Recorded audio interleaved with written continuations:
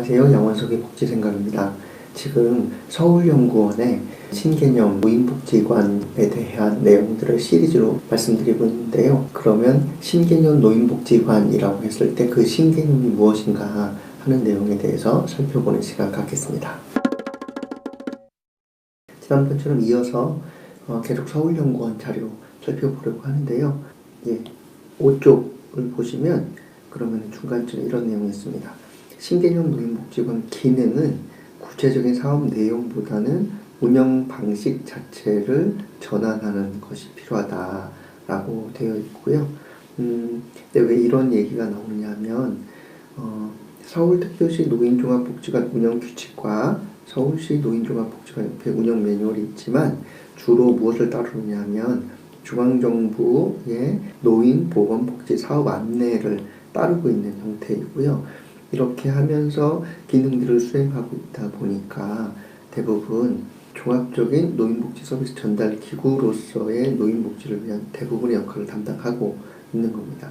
즉 서울시에서는 서울의 지자체, 자치구에 맞는 특성화된 사업들을 하기를 바라지만 실제로는 보건복지부가 제공하고 있는 중앙 지침들에 따라서 사업을 진행하다 보니까 새로운 기능을 추가하기가 어려운 거죠. 실제로 지금 하고 있는 기능들이 너무 나열식, 병렬식으로 너무 많이 하다 보니까 더 이상 기능을 추가하는 것은 현실적으로 어렵다고 인정을 하는 거죠.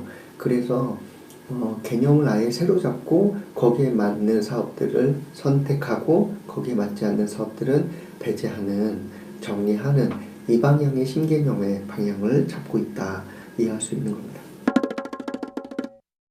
그래서 서울시에서는 어느 방향으로 가면 좋겠는가 하는 내용들은 뒤쪽으로 좀 넘어가서 11쪽에 보면 두 가지가 나오는데 지역 특성화가 있고 지역 활성화가 있죠. 근데 이 두 가지의 특징은 어떤 거냐면 공통적으로는 둘 다 지역이라고 하는 것이 꼭 반드시 들어간다라고 하는 겁니다. 그렇게 보면 노인복지관은 앞으로 지역을 중심으로 거점으로 나가서 실천하는 쪽으로 초점이 옮겨진다 이렇게 보실 수 있는 겁니다. 그래서 신개념 노인복지관이라고는 하지만 저는 이 방향은 사회사업 분야는 당연히 이제 지역을 중심으로 기반으로 하는 쪽으로 가게 될 것이라고 보고 있었고 그런 점에서 보면 노인복지관도 이제 그 방향으로 전환되기 시작했다 이렇게 보실 수 있는 겁니다.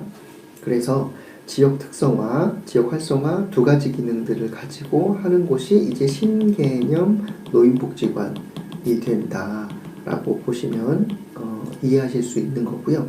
그렇다면 여기에서 이제 하나씩 좀 살펴보겠습니다. 지역 특성화 기능이란 무엇인가 보면 지역 안에 있는 이용자와 지역의 환경의 특성을 반영하는 쪽으로 노인복지관 기능이 전환돼야 된다라고 제시하는 겁니다. 지금까지는 서비스 제공자 위주에서 제공했었다면 앞으로는 지역사회 욕구를 중심으로 해서 노인복지관 기능을 추구해야 된다라고 되어 있는 겁니다. 여기서 잠깐 보시면 새로운 혁신적인 기능이 추가된 신개념 노인복지관의 설정은 현실적으로 무리가 있는 거죠. 왜냐하면 이미 많은 기능들을 수행하고 있었기 때문에 더 이상 추가하는 것은 거의 불가능하다라고 서울연구원도 생각하는 겁니다.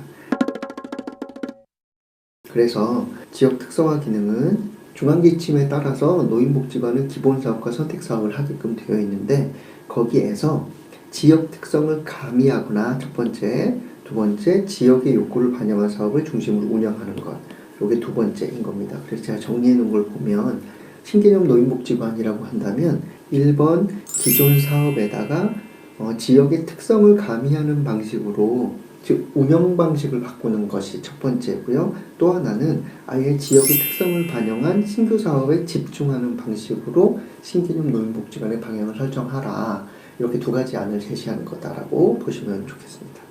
이렇게 보면 지역 특성화 사업이라고 하는 방식은 크게 보면 두 가지로 그냥 정리할 수 있는 겁니다.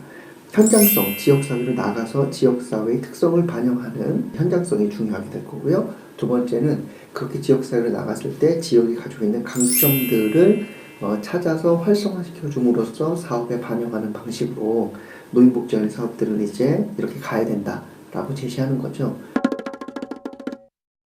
지역 특성화와 관련해 가지고 시설 측면에서 변화를 제안하는데요. 공간은 기존 시설이 수요를 충족하기에는 공간이 협소하다라고 느끼는 거죠. 그렇다고 공간을 계속 늘릴 수 있는 방식도 아닌 거죠. 공간을 계속 넓히고 노인분들이 더 오시고 그러면 또 공간을 넓혀야 되고 이런 순환고리가 있는데 더 이상 감당하기 어렵다라고 보는 겁니다. 그러면 어떻게 하면 좋겠는가? 시설 공간으로 지역 특성화 전문화하는 방법은 일단 비핵심 사업과 관련된 욕구에 대해서는 외면하고 그리고 핵심에 집중하는 방식으로 선택과 집중하는 전략을 써야 된다라고 설명하는 겁니다. 그렇게 해서 운영을 하다 보면 건물들이 줄어든다 하더라도 오히려 노인복지관이 지역의 욕구에 민감하게 반응할 수 있는 방식으로 갈 수 있게 된다는 거죠. 그래서 여기서 보시면 기존 노인복지관과 분명한 차별성 확보가 가능하고 공간 구성이 유연하게 활용할 수 있다는 장점이 있다라고 되어 있는 거죠. 이런 점에서 보면은 지금 신개념 노인복지관은 공간 안에 많은 사람들의 다양한 욕구들을 다 포함하는 개념은 아니라고 보시면 되겠고 오히려 차별화하고 대신에 유연하게 대응하는 쪽으로 신개념 노인복지관을 잡고 있다. 이렇게 보시면 될 것 같습니다. 그리고 이번에는 지역 활성화 기능에 대해서 살펴보겠습니다. 이 활성화 기능이라고 하는 것은 뭘 이야기하는가 보면 초점이 서비스 제공자 입장에서의 서비스는 줄이되 반대로 그만큼 이용자의 참여 비율을 높이는 방식으로 가야 된다. 그것이 이제 지역 활성화 기능이다. 이렇게 설정을 하고 있는 겁니다. 그렇게 보면 자연스럽게 노인복지관도 사회복지사가 하는 곳이 아니고 지역 주민이 하게끔 참여하게끔 주도하게끔 하는 방식으로 추진이 바뀌어져야 되고 그러면은 제공자 중심이 아니라 이용자의 주체성을 좀 더 강조하는 방식으로 가겠죠. 그래서 어떻게 해야 되는가? 예를 들면 노인복지관에 식당을 이용하고 있다라고 한다면 이것을 재정의하자는 겁니다. 단순하게 식사만 제공하는 프로그램이 아니라 이 방식에서 사회적 관계를 형성한다든지 식생활 개선 등의 프로그램 운영을 가미하는 방식으로 운영들을 바꾸어서 신개념으로 해야 된다라고 하는 겁니다. 그러면 기존 복지관 사업들이 있을 텐데요. 거기에서 핵심에 맞지 않는다라고 하면 그 부분을 좀 내려놓되 그것은 어떻게 재정의하면 좋겠는가? 식사를 소재로 하되 관계망, 주체성, 지역사회 참여, 다른 세대와의 교류 등을 가미하는 방식으로 노인복지관의 사업들을 조금 재정의하는 것이 필요하겠다라고 보시면 될 것 같아요. 특히 지역 주민이 수동적 위치가 아닌 직접 기획, 운영에 참여하는 형태로 가는 것이 매우 중요하다. 그래서 지역의 주체가 되고 그 지역의 주체가 또 지역사회에서 활동함으로써 지역사회를 활성화시키는 주체가 되도록 하는 방식으로 선순환 구조를 만들어야 된다라고 하는 것이 노인복지관의 새로운 정체성 중에 하나가 되어지는 거라고 보시면 될 것 같습니다. 그래서 노인이 그동안은 서비스 수혜자였다면 이제는 노인이 지역사회의 유용한 인적자원으로 활동하고 노후에는 이들이 사는 지역사회에 안착할 수 있도록 지원하는 것 그리고 한 발 더 나아가면 지역사회에 기여하는 방식까지 가자라고 하는 이름 때문에 이제 지역 활성화라고 저는 생각하고 있습니다. 그것이 이제 노인복지관이 해야 될 일이라고 보는 거죠.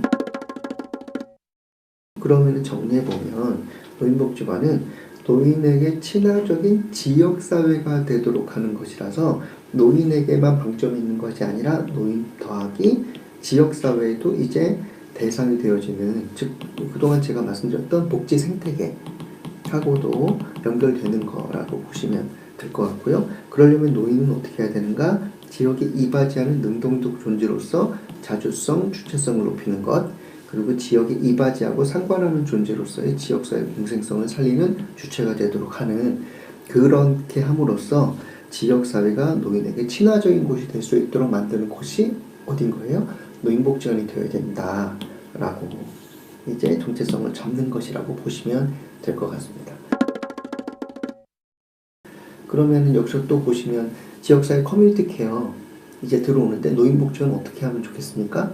노인에게 서비스하는 것이 아니라 노인에게 친화적인 지역사회가 될 수 있도록 노인분들이 주체가 돼서 활동하는 그런 곳을 지원하는 일을 하면 그럼 커뮤니티 케어에도 기여할 수 있게 되고 찾아가는 동주민센터, 돌봄 SOS 센터와 비교해도 정체성을 가지고 일할 수 있는 거죠.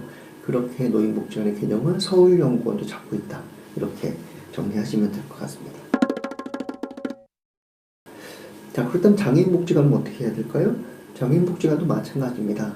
장애인에게 친화적인 지역사회가 될 수 있도록 지역사회에 관여하는 곳이 장애인복지관이 되어야 되는 것이고, 근데 거기에 주체는 누가 되어야 되는 겁니까? 장애인복지관에 일하는 종사자가 아니라 장애인분들이 주체가 되어서 지역사회의 변화를 이끌어내는 주체가 될 수 있도록 하는 곳, 여기가 장애인복지관으로서 일하게 되는 곳이죠. 이렇게 생각하면 이제 노인복지관과 장애인복지관은 새로운 역할을 찾는다기보다는 원래 사회사업으로서 요구받았던 본질적인 역할을 회복하는 것이고 정상화하는 것이다. 이렇게 이해해도 괜찮을 것 같습니다. 그래도 노인복지관을 놓치지 말아야 될 부분이 있겠죠. 심화된 어려움을 겪고 있는 약자분들을 위한 활동, 좀 더 전문적인 활동들은 계속 하라고 나와 있는 겁니다. 그래서 사례관리, 아웃리치, 전문 프로그램 강화 이런 것들을 강화하는 쪽으로 복지관에 설정을 하게 되는데, 그렇게 간다고 하면 노인복지관은 어떻게 할 수 있는 거예요? 소규모로도 건립이 가능하다라고 볼 수 있는 겁니다.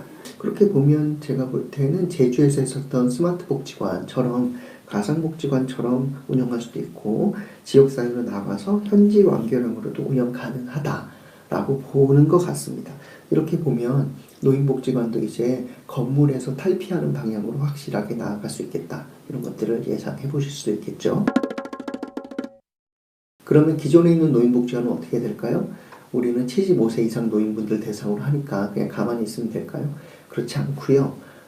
아마 이 방향의 패러다임의 전환이 이루어지고 있다면 나중에는 시기의 문제일 뿐 기존 노인복지관도 이렇게 사업들을 재정의하라고 아마 요구받게 될 가능성이 높을 겁니다. 그런 점에서 보면 노인복지관에서 일하고 있는 우리 동료분들은 지금 내 사업을 어떻게 서비스 중심에서 주민의 참여와 지역사회 상관성들을 높일 것인가 하는 쪽으로 사업을 궁리해 보시고 준비해 보시는 것이 필요하지 않을까 싶습니다. 예, 오늘은 여기까지 하고요. 다음번에는 그렇다면 이렇게 자율적으로 운영되어야 되는데 어떤 부분이 바뀌어야 되는가, 그 부분을 서울연구원이 또 제시한 부분이 있는데요. 즉 평가, 지침 이런 것들 어떻게 하면 좋겠는가 하는 부분이 있는데 그거는 다음번 회에서 다루도록 하겠습니다. 예, 오늘 여기까지 진행하겠습니다. 고맙습니다. 양원석의 복지생각이었습니다.